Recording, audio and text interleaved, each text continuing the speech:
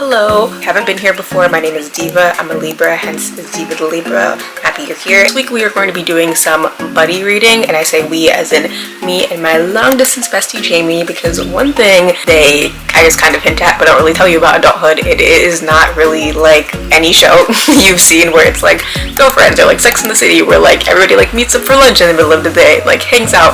Hopefully my life will be like that at some point in the future. I'm saying it out loud so it's going to happen.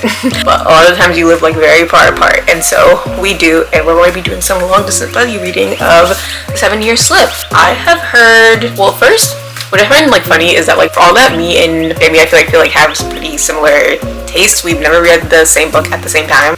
I've heard really good thing about Ashley Postone. I realize I've never said her name out loud, only like sometimes I say like names in my head and I think I'm pronouncing them correctly, and then when I read it out loud I'm like, is that the way it's always been said? Who is most notably known, I feel like, for The Dead Romantics and The 7-Year Slip, what I've heard very good things about. And so my thing is like when I go to Barnes & Noble, I usually go like with a plan. Like I'm going to get like 1 or 2 books. I know exactly what I'm going to get, and then like maybe I'm going to like browse and pick up another one. I went there to get a book, and then the book I can't remember what I went to go get, but I went to go get it, and there was like a 50% off sticker on it, like if you buy one get another one 50% off, and I was like, oh, I shouldn't like not pick up on that, and so I got this one. And I just really love the color scheme of this book. I've said this before I think on here in regards to like other covers. I feel like usually I'm like really tuned into like, is it like illustrated, is it like real people, like that's what I'm usually more focused on. But I realized recently color scheme is actually so important, especially when it comes to like illustrated covers. Take for example, excuse me, the last one that I feel really caught my eye was Allie Hazelwood, theoretically, because yes, does the man on the cover look like Nami from JJK? Yes, that doesn't hurt at all. But at the same time, I really just love the color scheme of it. I think there's like hot pink, like bright orange. It just works really well together. For the 7-Year Slip, I kind of feel like it's similar in that way, where it's just like the bright orange, the lighter orange, the like blue and the white. It all just works very well together. And so let's read the synopsis / like blurb on the back. Sometimes the worst day of your life happens and you have to figure out how to live after it. For Clementine West, that means burying her head in her work as a book publicist, being practical, and forgetting the silly things her beloved aunt Analia, I want to say, taught her, like living wide and chasing the moon. Clementine would rather stay grounded and keep her heart safe. For the last 6 months, she's done just that. When she moves into her late aunt's apartment and finds a strange man standing in the kitchen, a man with kind eyes, a southern drawl, and a taste for lemon pies, her well-laid plans begin to fall apart, because he's the type of man who, before it all, she would have fallen head over heels for, and she still might. Except he exists in the past, 7 years in the past to be exact, and she quite literally lives 7 years in his future. Her aunt always said the apartment was a pinch in time, a place where moments blended like watercolors. She also said that love is never a matter of time, but a matter of timing. Clementine fears she may be 7 years too late. Okay, I like how that blurb ended. Comes to blurbs, I really hate when they're written in the first person. I didn't realize that recently. I thought that for a while, but I came around just scrolling through, like browsing through books like online, like a blurb that was written in the first person, and I'm like, this is not, no. But this is all to say, we noted that there's 40 chapters in here with an epilogue, and so we're gonna read 10 chapters a day and like check in kind of like in between, whether through like FaceTimes or like just like texting to see like what we both think about it. And I think my thing also why I've never buddy read with anybody is because at least in school I used to have a really bad habit of like, if you like read chapters like 1 through 20, but if I just got like really interested then I would just like skip ahead. Looking forward to it. This is my first novel by her, and so I hope that I enjoy it. Let's go.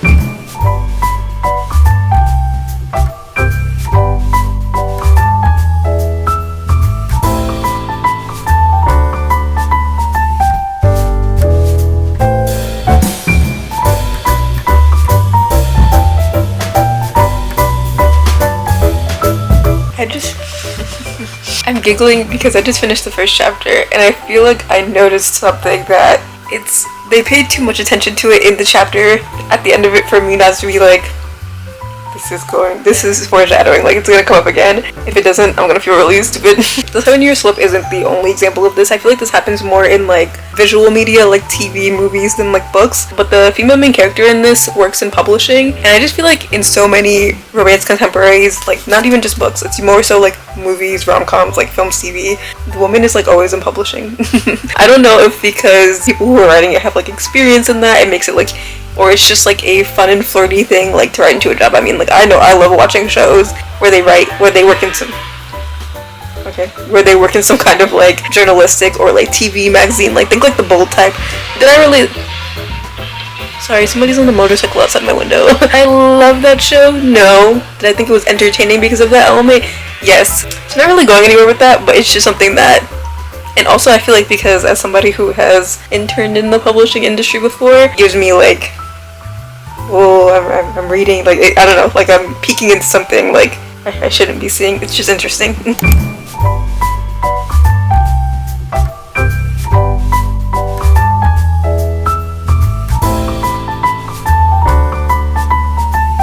Two hours later. Hi guys, this is Jamie. She has a few words for you guys. Jamie? Hi. That's all.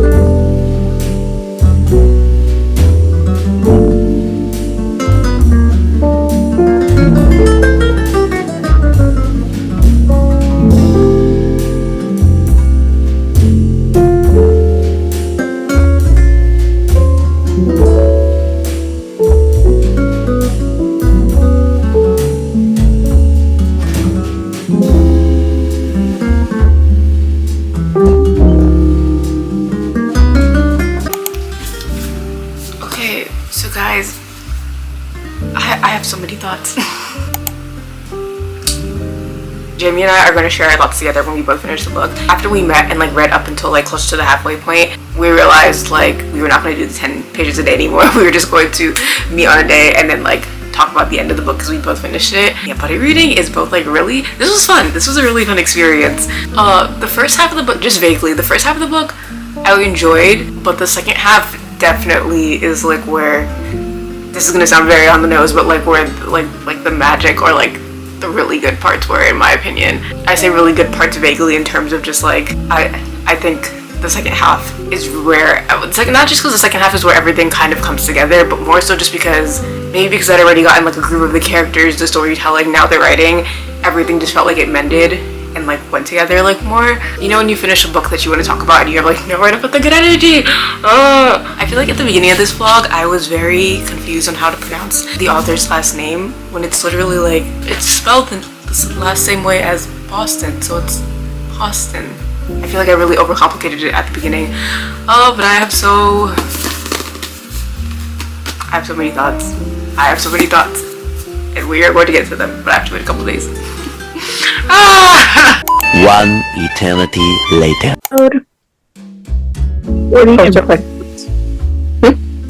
It said recording in progress. Oh, it started? Okay, perfect. Yeah. Hi guys, we finished. We didn't commit to, well, at least I feel like I kind of, we set that precedent, and I shouldn't have. We didn't do the whole, we're gonna read like 10 chapters a day. After we met at like the halfway-ish point and read up until there, we were just like, let's finish it, and then like review fully on another day, and so that's what we did. At first I was like tentatively, but I think like for sure I would give this book like 4 stars. Yeah, solid 4 stars, I think. This is gonna be, we're being like kind of cautious now because this is gonna be like a spoiler, like spoiler review. So if you would not like to be spoiled, we gave like our star ratings, which can feel arbitrary sometimes. I think 4 is really fitting for this book. And so like if you would not like to be spoiled and you would like to read the book, which we do recommend, stop here. If you would like to hear us talk about the book, because I don't think we can talk about this one without spoiling it, stick around. So this is your warning. Okay, if you're still here, we can start from the beginning. The prose. It's purple. I don't know what else to say. Like it is really purple. It painted a really beautiful picture of New York, and I feel like I was also saying to somebody, I don't know why, but every time I saw the cover of this book, yeah, I always thought it was like beautiful, but maybe it's because of which I'm now realizing like the trees have like lemons on them. I really did not realize that before.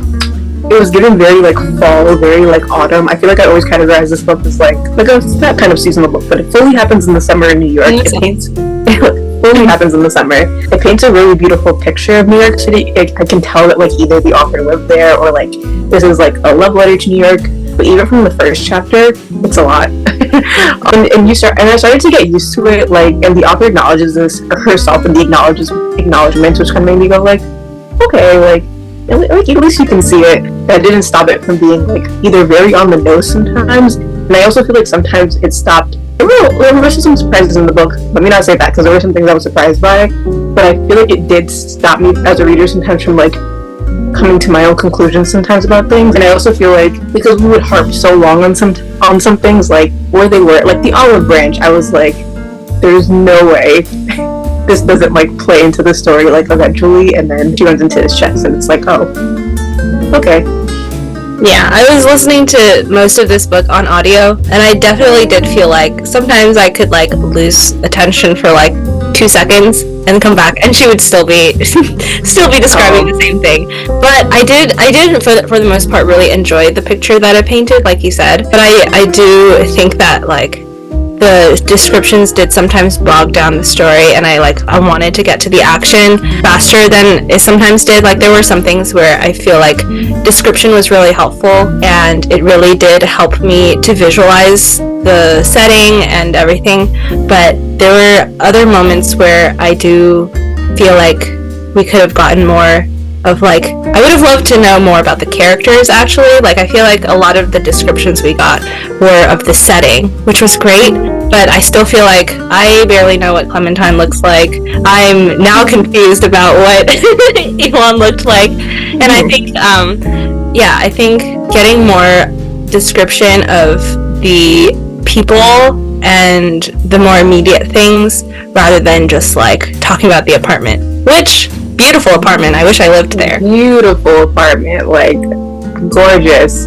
However, no, you make like a very great point, especially when it comes to what Clementine looked like. Maybe it's because the last book that kind of sticks out into my head that I read was Bride, and I had the same problem with that.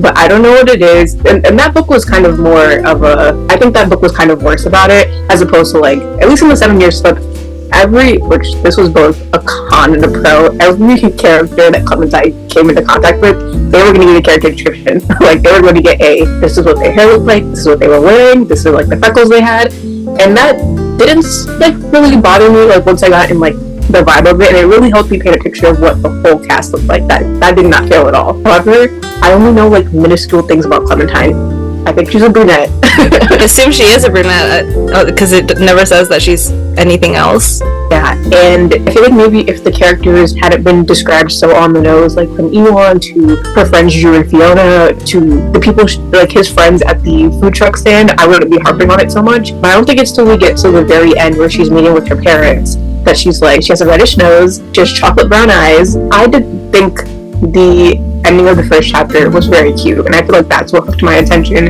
for the rest of the book. This book doesn't leave anything to, and I actually should stop saying this, that book doesn't leave anything to the imagination, because like we were saying, I didn't know that James Elon Ashton was Vera's like son. That was a complete shock to me.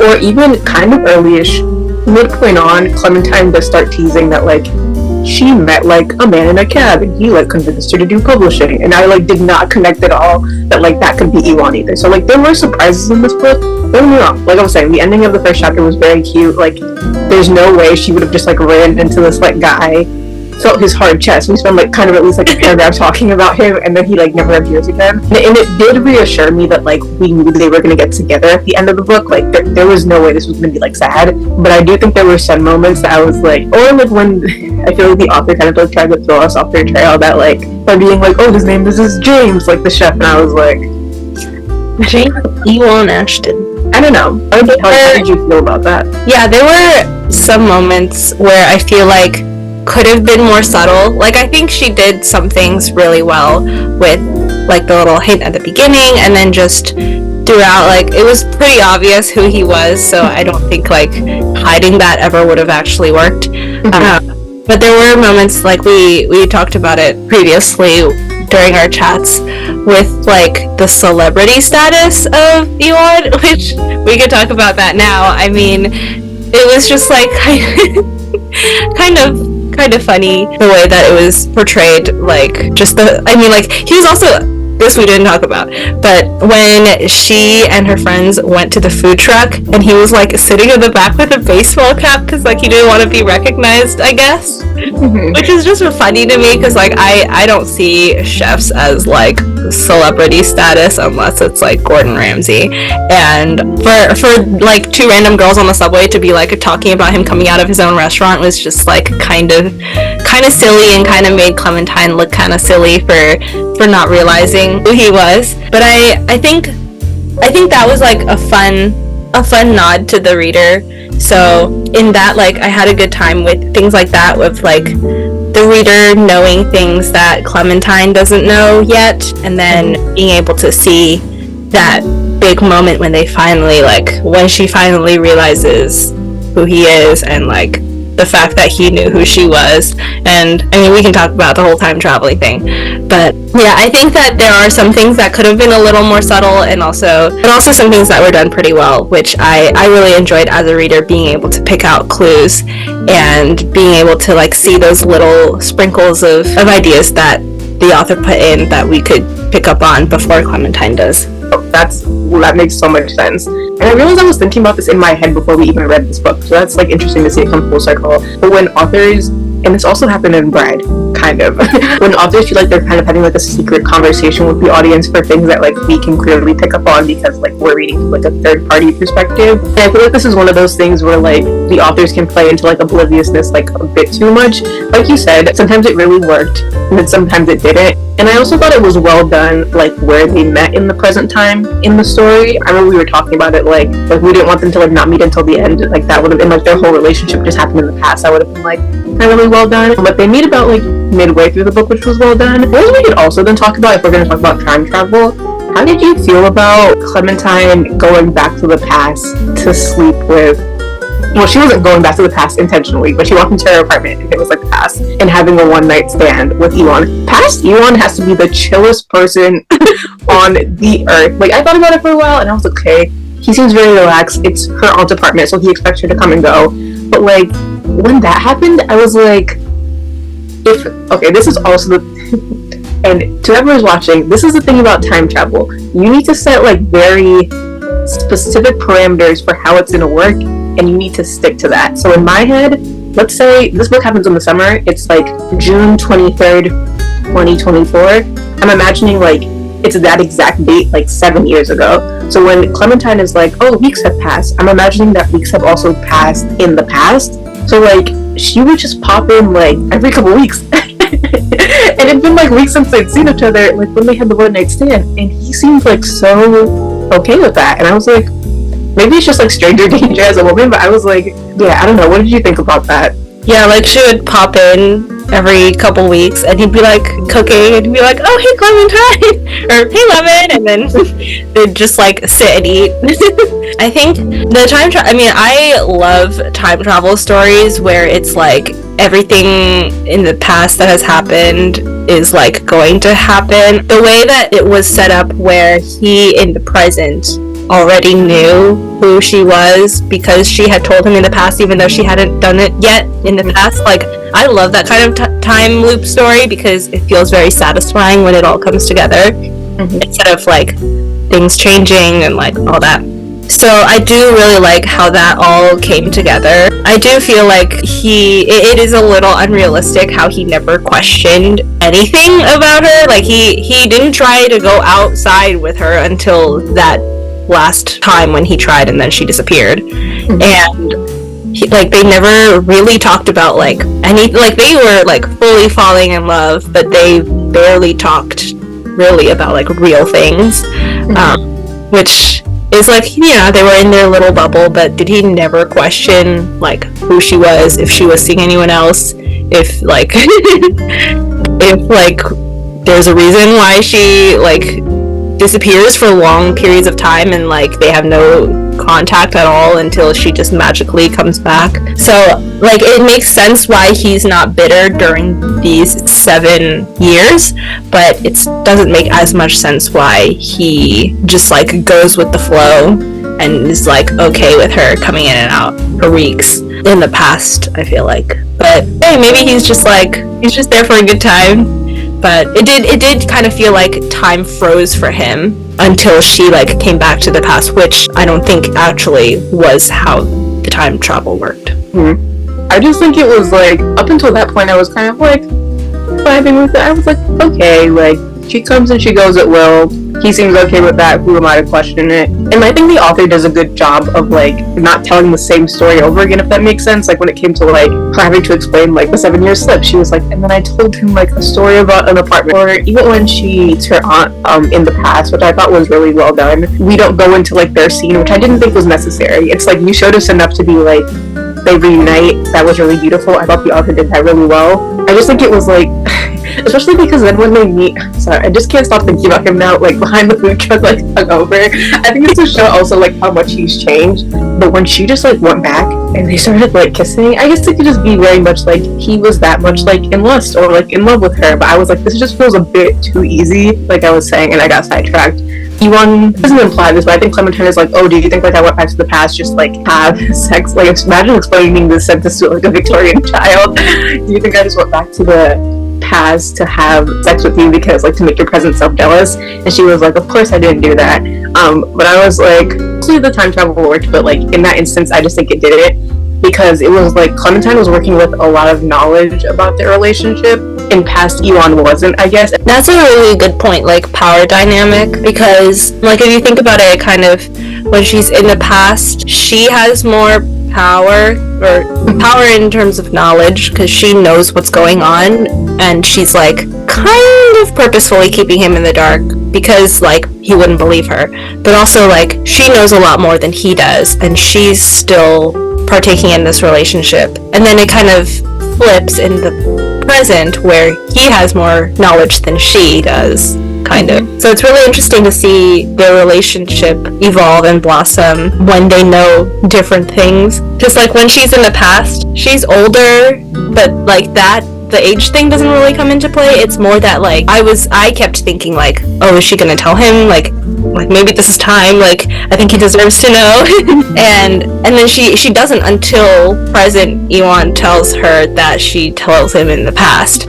And that makes me think like, oh, was she going to tell him ever, or was she gonna just kind of keep him as her little secret until who knows what? Not in a bad way. That sounds really bad, but because it was starting to get really bad. I can't. No, you're making like a very good point, and it was like, yeah, I think it was just like after they slept together in the past that I was like, he still doesn't know.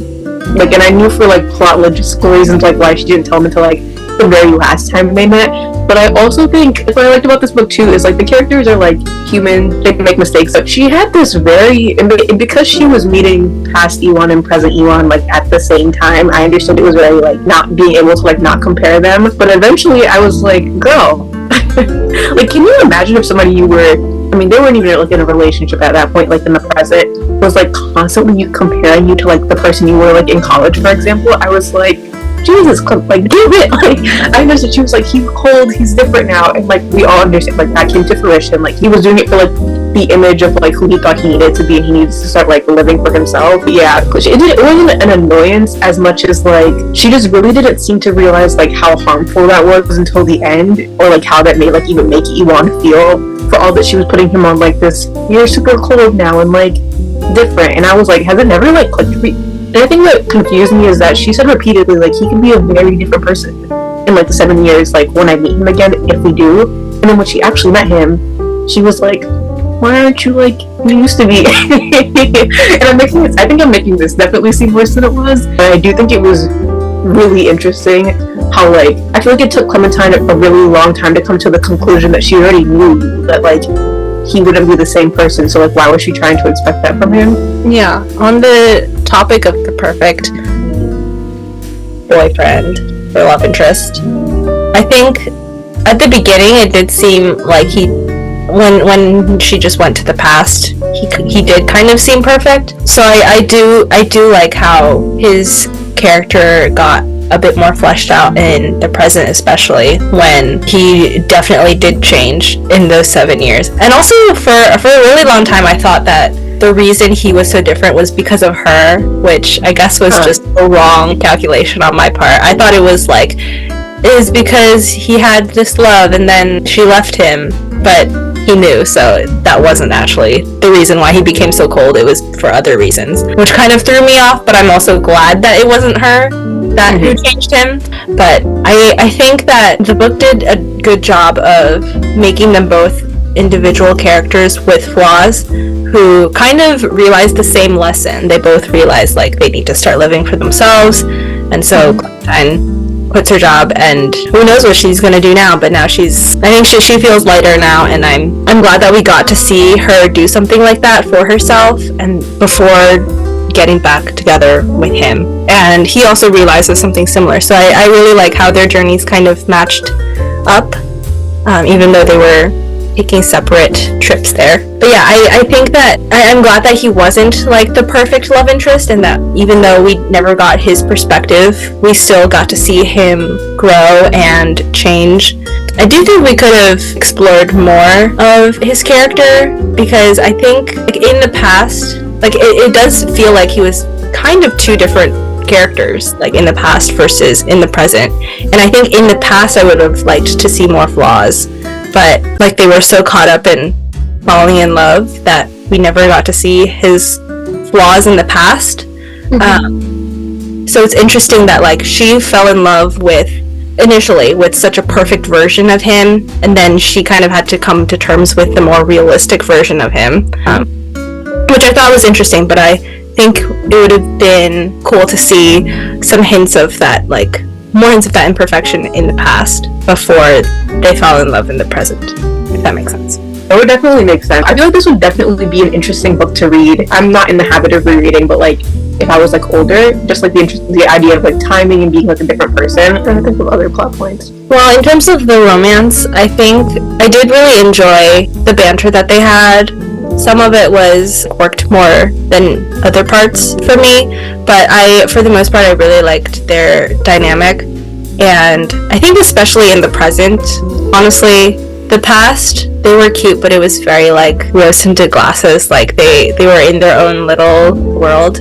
But in the present, I really like how they kind of cleared the air pretty quickly. Like they figured out, oh, okay, you know the situation, I know the situation, cool. Now we can like start over kind of and like get to know each other. Like I liked the food truck stuff. I liked them getting to know each other just as like kind of start over, but also know that they have a past kind of, and this like shared kind of strange history, and being able to build off of that and learn more about each other, knowing the things that they've gone through, and also kind of acknowledging the odd situation they're in. But yeah, I like how their relationship evolved, and I liked the way the friends kind of played into the romance, especially Yuan's friends and the food truck, and like getting to see different sides of him, I think really helped endear him to me as a character, and helped me see how they can work as a couple just out in the world. Like it was nice to see them out in the world rather than just cooped up in the little apartment where everything's perfect. Romance-wise, I like them as a couple. Like reading this book now, like when I ended it, I was like, oh, like they love each other. Like,